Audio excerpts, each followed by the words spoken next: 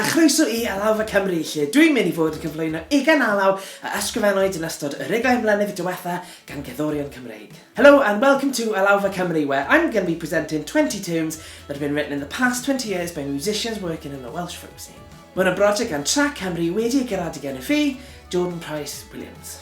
This is a Trac Cymru project that's been created by myself, Jordan Price Williams. In this video I've got a tune by Stacey Blythe, who is a member of the band Ffynnon and Elfen. One of Ffynnon's albums was the first album that I ever came across of Welsh traditional music in the library at the Welsh College of Music and Drama. It was a combination of this album and two others that propelled my journey into finding out more about Welsh folk music. I've worked with Stacey for years and she is a fabulous musician, an accordionist and pianist and a singer, and she trains singers at the in the active studio at the Royal Welsh College of Music and Drama. Stacey writes some really interesting tunes that have twisty-turny little bits in it, and this is a great example of this. This is a jig that's called Daith, or The Journey. Felly na ni, Daith, gan Stacey Blythe.